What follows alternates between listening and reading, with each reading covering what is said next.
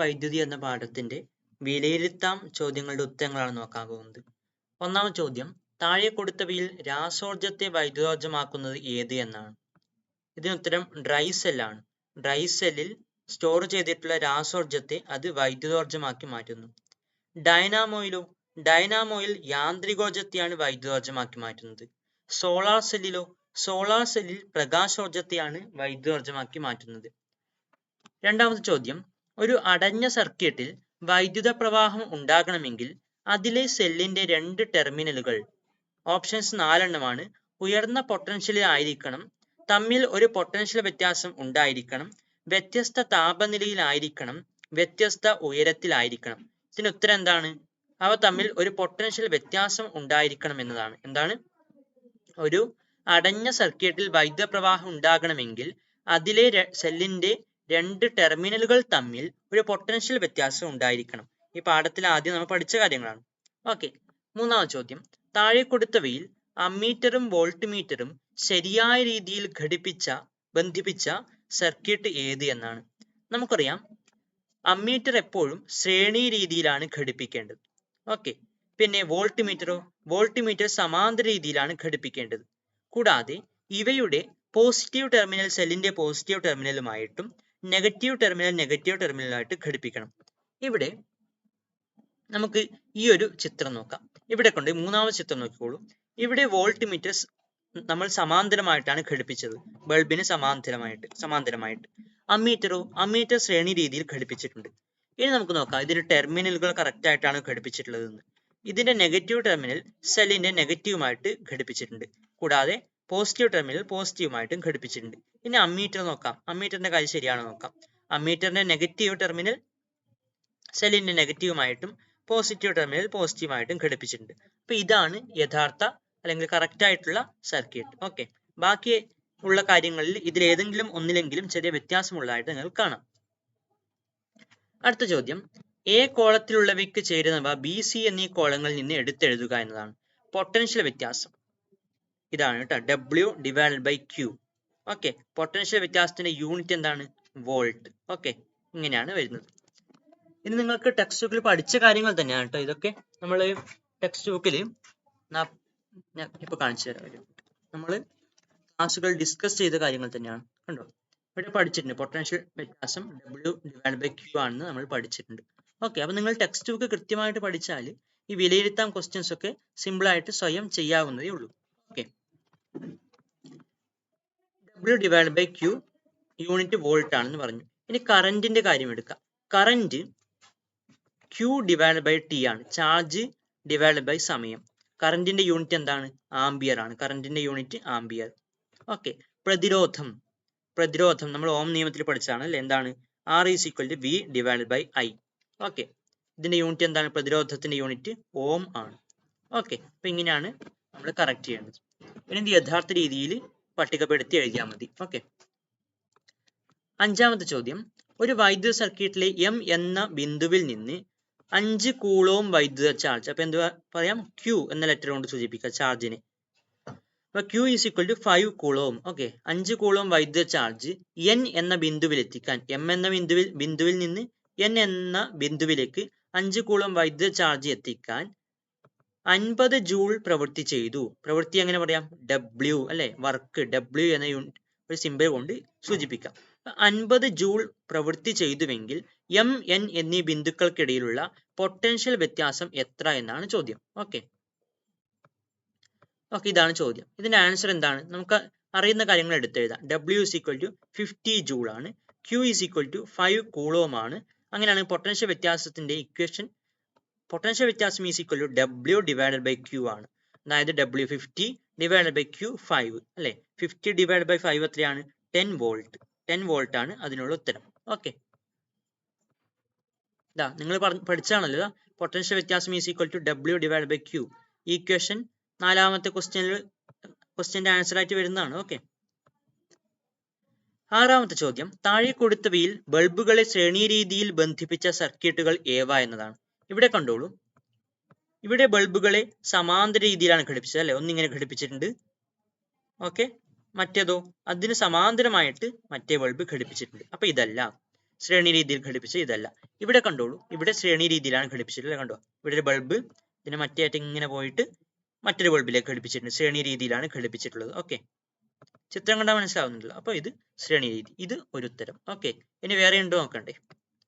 ഇവിടെയോ, ഇവിടെയും ശ്രേണി രീതിയിൽ തന്നെയാണ്. കണ്ടോ, ഇങ്ങനെ ഒരു വയർ വന്നിട്ട് ഒരു ബൾബിൽ അതിന് മറ്റേ അഗ്രം വേറൊരു ബൾബുമായിട്ട് ഘടിപ്പിച്ചിട്ട്, അപ്പൊ ഇങ്ങനെ ശ്രേണി രീതിയിലാണ് ഇത് ഇവിടെ ഘടിപ്പിച്ചിട്ടുള്ളത്. അപ്പൊ ഇത് മറ്റൊരു ഉത്തരമാണ്. ഇവിടെയോ, ഇത് സമാന്തര രീതിയാണ് അല്ലെ. ഇങ്ങനെ ഒരു ബൾബ് ഘടിപ്പിച്ചിട്ടുണ്ട്, ഇങ്ങനെ ഒരു ബൾബ് ഇവിടെ ഘടിപ്പിച്ചിട്ടുണ്ട്, ഇതിന് സമാന്തരമായിട്ട് മറ്റൊരു ബൾബ് ഘടിപ്പിച്ചിട്ടുണ്ട് അല്ലെ. അടുത്ത ചോദ്യം, താഴെ കൊടുത്ത സർക്യൂട്ട് വിശകലനം ചെയ്ത് ചോദ്യങ്ങൾക്ക് ഉത്തരം എഴുതുക എന്നതാണ്. ഓക്കെ, ഇവിടെ ഇങ്ങനെ ഒരു സർക്യൂട്ടാണ്. രണ്ട് പ്രതിരോധകങ്ങൾ ഘടിപ്പിച്ചിട്ടുണ്ട്, ശ്രേണി രീതിയിലാണ് ഘടിപ്പിച്ചിട്ടുള്ളത്. ഇവിടെ ഒരു ബാറ്ററി ഘടിപ്പിച്ചിട്ടുണ്ട്. 6 വോൾട്ട് ആണ് ഇതിന്റെ EMF. ഓക്കെ, അപ്പൊ ഇങ്ങനെയാണ് ഘടിപ്പിച്ചിട്ടുള്ളത്. ഇവിടെ ഇതിന്റെ സഫല പ്രതിരോധം കണക്കാക്കണം എന്നാണ് പറഞ്ഞത്. സ്വിച്ച് ഓൺ ചെയ്താൽ സർക്യൂട്ടിലെ സഫല പ്രതിരോധം കണക്കാക്കുക എന്നാണ് ചോദ്യം. ഇവിടെ ശ്രേണി രീതിയിലാകുമ്പോൾ സഫല പ്രതിരോധം R is equal to R1 plus R2 ആണ്. നമ്മൾ ആ ഇക്വേഷൻ പഠിച്ചിട്ടുണ്ട് മുമ്പ്. ഓക്കെ, ഇതിൽ R1 എത്രയാണ്? 1 ഓം ആണ് ആദ്യത്തെ പ്രതിരോധം. R2 2 ഓം ആണ്. അപ്പൊ അങ്ങനെയാണെങ്കിൽ ഇത് രണ്ടും ആഡ് ചെയ്താൽ മതി, ഇത് രണ്ടും കൂട്ടി എഴുതിയാൽ മതി. എത്രയാണ്? 1 plus 2 is equal to 3 ഓം. അതാണ് ഉത്തരം. ബി ചോദ്യം എന്താണ്? സർക്യൂട്ടിലൂടെയുള്ള കറന്റ് എത്ര എന്നാണ് ചോദ്യം. കറന്റ് എത്ര എന്നാണ് ചോദ്യം. അപ്പൊ കറന്റ് കാണേണ്ട ഇക്വേഷൻ നമുക്കറിയാം. കറന്റ് കാണേണ്ട ഇക്വേഷൻ ഓം നിയമം അനുസരിച്ച് V ഡിവൈഡഡ് ബൈ R ആണ്. ഇവിടെ V എത്രയാണ്? ആ ബാറ്ററിയുടെ EMF 6 ആണ് അല്ലെ, 6 ആണ്. 6 എന്നത് ഇപ്പൊ നമ്മൾ കണ്ടുപിടിച്ച സഫല പ്രതിരോധം അല്ലെ. 3 എന്നല്ലേ നമുക്ക് കിട്ടിയത്, 3 എന്നാണല്ലോ കിട്ടിയത്. അപ്പൊ അങ്ങനെയാണെങ്കിൽ 6 ഡിവൈഡഡ് ബൈ 3 ചെയ്താൽ നമുക്ക് കിട്ടും അല്ലെ 2. യൂണിറ്റ് എന്താണ്? ആംബിയർ. അതാണ് ഈ A എന്ന് കൊടുത്തത്, 2 ആംബിയർ. ഇനി സി ചോദ്യം എന്താണെന്ന് നോക്കാം. 2 ഓം പ്രതിരോധകത്തിന് ലഭിക്കുന്ന പൊട്ടൻഷ്യൽ വ്യത്യാസം എത്ര? ഇവിടെ 2 ഓം, അതായത് R2 എന്നാണ് ഞാൻ എടുത്തത്. R2 is equal to 2 ഓം. ഇതിന് ലഭിക്കുന്ന പൊട്ടൻഷ്യൽ വ്യത്യാസം എത്ര? നമുക്ക് രണ്ടാമത്തെ പ്രതിരോധകത്തിന് ലഭിക്കുന്ന പൊട്ടൻഷ്യൽ വ്യത്യാസം, ഇവിടെ ലഭിക്കുന്ന പൊട്ടൻഷ്യൽ വ്യത്യാസം V2 ആയിട്ട് എടുക്കാം. V2 ആയിട്ട് എടുക്കാം. ഓക്കെ, കറന്റ് എന്താണ്? I എന്ന് നമ്മൾ കണ്ടുപിടിച്ചു അല്ലെ. V2 എന്നായിട്ട് എടുക്കാം. അപ്പൊ ഓം നിയമം അനുസരിച്ച് V is equal to IR ആണല്ലോ. അപ്പൊ ഇവിടെ V2 is equal to IR2. I2 R2 എന്ന് എഴുതേണ്ട ആവശ്യമില്ല, കാരണം എന്താണ്? I എന്ന സെയിം ആണ് അല്ലെ, I എന്നതിൽ മാറ്റമില്ല. അപ്പൊ V2 is equal to IR2 എന്ന് എഴുതാം. I എത്രയാണ്? നമ്മൾ കണ്ടുപിടിച്ചു അല്ലെ. I is equal to 2 ampere ആണ്. അപ്പൊ 2 മൾട്ടിപ്ലൈഡ് ബൈ R2 എത്രയാണ്? 2 ഓം എന്നല്ലേ പറഞ്ഞത്. അപ്പൊ അത് നമ്മൾ 2 ആയിട്ട് എടുത്തു അല്ലെ. അപ്പൊ 2 ഗുണിക്കണം 2 is equal to 4. യൂണിറ്റ് എന്താണ്? വോൾട്ട്. 4 വോൾട്ട്. ഇനി ലാസ്റ്റ് ചോദ്യം എന്താണ്? 1 ഓം പ്രതിരോധകത്തിലൂടെ പ്രവഹിക്കുന്ന കറന്റ് എത്ര? 1 ഓം പ്രതിരോധകം ഇതിലൂടെ പ്രവഹിക്കുന്ന കറന്റ് എത്ര? നമുക്കറിയാം ശ്രേണി രീതിയിലാകുമ്പോൾ കറന്റ് എന്താണ്? തുല്യമായിരിക്കും അല്ലെ. ഇതിലൂടെ ഒഴുകുന്ന കറന്റ് തന്നെയായിരിക്കും ഇതിലെ കൂടി ഒഴുകുന്നത് അല്ലെ, നമ്മൾ അങ്ങനെ പഠിച്ചിട്ടുണ്ട്. അപ്പൊ അങ്ങനെയാണെങ്കിൽ നമ്മൾ കറന്റ് ഓൾറെഡി കണ്ടുപിടിച്ചല്ലോ, 2 ആംബിയർ. അപ്പൊ അത് തന്നെയാണ് ഇവിടെ ഉത്തരമായിട്ട് വരുന്നത്. I is equal to 2 ampere, കാരണം കറന്റ് തുല്യമാണ്. ശ്രേണി രീതിയിൽ കറന്റ് തുല്യമാണ്. എട്ടാമത്തെ ചോദ്യം എന്താണ്? ഒരു വൈദ്യുത സർക്യൂട്ടിൽ ഫാനും ഫാനിന്റെ റെഗുലേറ്ററും തമ്മിൽ ബന്ധിപ്പിക്കുന്നത് ഏത് രീതിയിലാണ്? ഇതിന് ഉത്തരം ശ്രേണി രീതിയിലാണെന്നാണ്. കാരണം ഫാനിന്റെ റെഗുലേറ്റർ എന്ന് വെച്ചാൽ അതിന്റെ സ്പീഡ് കൺട്രോൾ ചെയ്യുന്ന ഉപകരണമാണല്ലോ. അപ്പൊ നമ്മൾ റെഗുലേറ്റർ തിരിക്കുമ്പോൾ എന്താണ്? ഫാനിന്റെ സ്പീഡിൽ മാറ്റം വരുന്നുണ്ട്. അപ്പൊ അവ തമ്മിലൊരു കണക്ഷൻ ഉണ്ട് അല്ലെ. അപ്പൊ നമ്മൾ എന്താണ്? ശ്രേണി രീതിയിലാണ് ഇത്തരം ഉപകരണങ്ങൾ ഘടിപ്പിക്കാറ്. ഓക്കെ, 9ാമത്തെ ചോദ്യം, താഴെ കൊടുത്ത സർക്യൂട്ടുകളിൽ 10 വോൾട്ട് പൊട്ടൻഷ്യൽ വ്യത്യാസം കാണിക്കുന്ന വോൾട്ട് മീറ്റർ ഏതെല്ലാം എന്നാണ്. നമുക്കിവിടെ ഈ രണ്ടാമത്തെ ചിത്രം ആദ്യം നോക്കാം. ഇവിടെ കണ്ടോ 10 വോൾട്ട് ഇവിടെ കൊടുത്തിട്ടുണ്ട്. ഓക്കെ, ഇതിലേക്ക് ഡയറക്റ്റ് ഈ ഒരു എൻഡിലേക്ക് ഒരു വോൾട്ട് മീറ്ററിന്റെ ടെർമിനൽ ഈ മറ്റേ എൻഡിലേക്ക് മറ്റു ടെർമിനലും കൊടുത്തിട്ടുണ്ട്. അപ്പൊ അങ്ങനെയാണെങ്കിൽ ഇവിടെ കാണിക്കുന്ന എത്രയായിരിക്കും? 10 വോൾട്ട് ആയിരിക്കും. ഓക്കെ, ചിത്രം കണ്ടാൽ മനസ്സിലാവുന്നുണ്ടല്ലോ. അപ്പൊ ഒരു ഉത്തരം കിട്ടി അല്ലെ. ഇതാണ് ഒരു ഉത്തരം. 10 വോൾട്ട് കാണിക്കുന്ന പൊട്ടൻഷ്യൽ വ്യത്യാസം കാണിക്കുന്ന വോൾട്ട് മീറ്റർ ഏതെല്ലാം എന്നാണ്. ഇതൊരു ഉത്തരമാണ്. ഇത് നോക്കാം. ഇവിടെ 20 വോൾട്ട് ആണ്. ഈ 20 വോൾട്ടിനാണ് നമ്മൾ വോൾട്ട് മീറ്റർ ഇങ്ങനെ ഘടിപ്പിച്ചത്. ഓക്കെ, അങ്ങനെയാണെങ്കിൽ ഇവിടെ വോൾട്ട് മീറ്റർ എത്ര കാണിക്കും? 20 വോൾട്ട് കാണിക്കും അല്ലെ. അപ്പൊ ഇത് അല്ല, ഇത് അതിന് ഉത്തരമല്ല. നമ്മൾ ഒന്നാമത്തെ ചിത്രം നോക്കാം. ഇവിടെ 2 പ്രതിരോധകങ്ങൾ ശ്രേണി രീതിയിൽ ഘടിപ്പിച്ചിട്ടുണ്ട് അല്ലെ. എത്രയാണ് EMF എത്രയാണ് കൊടുത്തത്? ബാറ്ററിയുടെ 10 വോൾട്ട് ആണ്. ഓക്കെ, നമുക്കറിയാം V is equal to 10 volt എന്ന് കൊടുത്തു. ഇനി ഇതിന്റെ സഫല പ്രതിരോധം എങ്ങനെ കണക്കാക്കാം? ശ്രേണി രീതിയിൽ R is equal to R1 plus R2. R1 10 ആണ്, R2 10 ആണ്. അപ്പൊ 10 plus 10 എത്ര? 20 ഓം എന്ന് കിട്ടി. ഓക്കെ, ഇനി ഇതിലൂടെയുള്ള കറന്റ് എത്രയാണെന്ന് കണ്ടുപിടിക്കാം. Current is equal to V divide by R ആണ് അല്ലെ, ഓം നിയമം. അപ്പൊ V എത്രയാണ്? 10 വോൾട്ട് ആണ്. 10 ഡിവൈഡ് ബൈ R എത്രയാണ്? ഇപ്പൊ നമ്മൾ കണ്ടുപിടിച്ചു അല്ലെ, 20 ഓം. അപ്പൊ 10 ഡിവൈഡ് ബൈ 20 ചെയ്താൽ നമുക്ക് കിട്ടും 0.5 ആംപിയർ. ഇതിന്റെ കറന്റ് കിട്ടി. ഇനി നമുക്ക് എന്താണ് ഇവിടുത്തെ പൊട്ടൻഷ്യൽ വ്യത്യാസം എത്രയാണെന്നാണ് കാണേണ്ടത് അല്ലെ. അപ്പൊ ഇവിടുത്തെ പൊട്ടൻഷ്യൽ വ്യത്യാസം നമുക്ക് V1 ആയിട്ട് എടുക്കാം. അപ്പൊ V1 is equal to I1 R1. I1 R1 എന്ന് പറയേണ്ട ആവശ്യമില്ല, കാരണം എന്താണ്, ഐയിൽ മാറ്റമില്ല, ശ്രേണി രീതി. അപ്പൊ I R1 മാത്രം പറഞ്ഞാൽ മതി. V1 is equal to I R1. അതായത് ഇവിടെ കാണിക്കുന്ന പൊട്ടൻഷ്യൽ വ്യത്യാസം V1 is equal to I multiplied by ഇവിടുത്തെ പ്രതിരോധം I R1. I എത്രയാണ്? 0.5 ആംപിയർ ആണ്. അപ്പോൾ 0.5 ഗുണിക്കണം R1 എത്രയാണ്? ഇവിടുത്തെ പ്രതിരോധത്തെയാണ് 10 അല്ലേ. 0.5 ഗുണിക്കണം 10 ചെയ്താൽ നമുക്ക് കിട്ടും 5 വോൾട്ട് അല്ലെ. ഓക്കെ, 5 ഗുണിക്കണം 10 50 അല്ലെ. പക്ഷെ ഇവിടെ ഒരു പോയിന്റ് ഉണ്ട്, ഒരു സംഖ്യ കഴിഞ്ഞിട്ട്. അപ്പൊ 50 0 കഴിഞ്ഞിട്ട് പോയിന്റ് ഇട്ടാൽ 5.01, അതായത് 5 വോൾട്ട്. ഓക്കെ, അപ്പൊ ഇവിടെ നമുക്ക് എത്ര? 5 വോൾട്ട് കിട്ടി.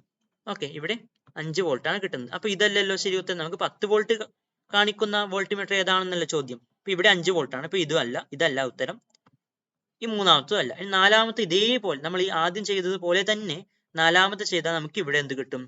10 വോൾട്ട് കാണിക്കുന്നു എന്ന് കിട്ടും. ഓക്കെ, ഇവിടെ 10 വോൾട്ട് ആയിരിക്കും കാണിക്കുന്നത്. ഓക്കെ, നോക്കിക്കോളൂ, ഒരേ മൂല്യമുള്ള പ്രതിരോധമാണ്. അപ്പൊ V1 ഇവിടെ V1 കിട്ടി, ഇവിടെ V2 കിട്ടി. V1 പ്ലസ് V2 എത്ര കിട്ടണം? നമുക്ക് 20 കിട്ടണം അല്ലെ. ഇവിടെ ഒരേ പ്രതിരോധമായതുകൊണ്ട് ഒരേ പൊട്ടൻഷ്യൽ വ്യത്യാസവും ആയിരിക്കുമല്ലോ. ഓക്കെ, അപ്പൊ അങ്ങനെയാണെങ്കിൽ നമുക്ക് 10 പ്ലസ് 10 നമുക്ക് 20 വോൾട്ട് കിട്ടും അല്ലെ. അപ്പൊ ഇതാണ് ഉത്തരം. രണ്ട് ഉത്തരങ്ങൾ ഏതൊക്കെയാണെന്ന് മനസ്സിലായല്ലോ.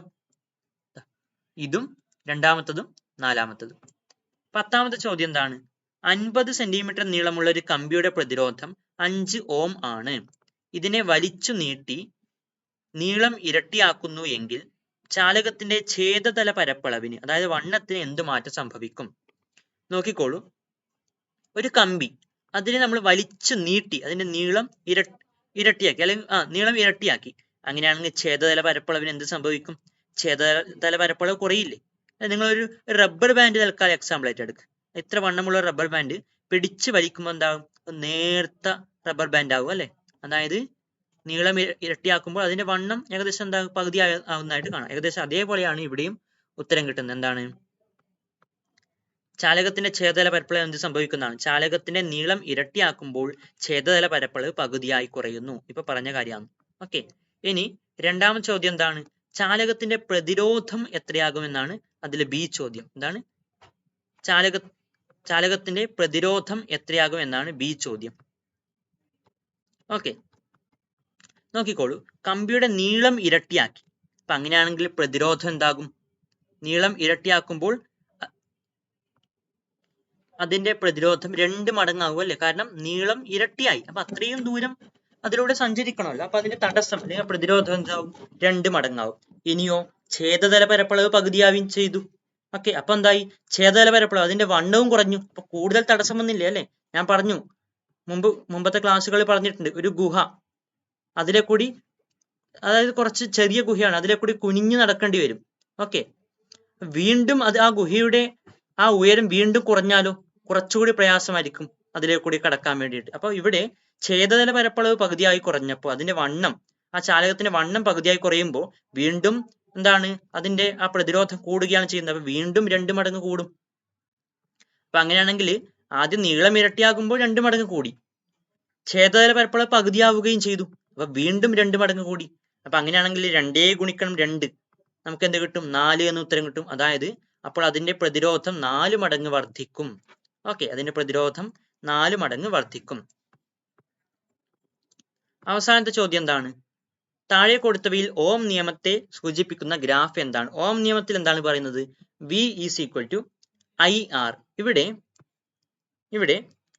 V ആൻഡ് I ആണ് ഗ്രാഫിൽ കൊടുത്തിട്ടുള്ളത് അല്ലെ. എല്ലാ ഗ്രാഫിലും അങ്ങനെയാണ്.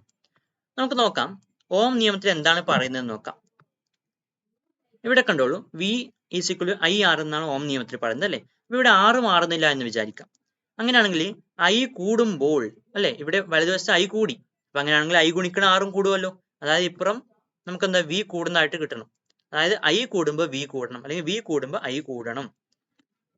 നമുക്ക് ആദ്യത്തെ ഗ്രാഫ് നോക്കാം. ഇവിടെ ഈ ഒരു ഡയറക്ഷനിൽ ഐ കൂടിക്കൂടി പോകുമ്പോൾ വി എന്താകുന്നു, വി കൂടുന്നില്ല. കണ്ടോ, വി ഒരു നിശ്ചിത വാല്യൂവിൽ തന്നെ സ്ഥിരമായി നിൽക്കുകയാണ് ചെയ്യുന്നത്. അപ്പൊ ഇതല്ല ഓം നിയമത്തെ സൂചിപ്പിക്കുന്ന ഗ്രാഫ്. രണ്ടാമത്തെ നോക്കാം.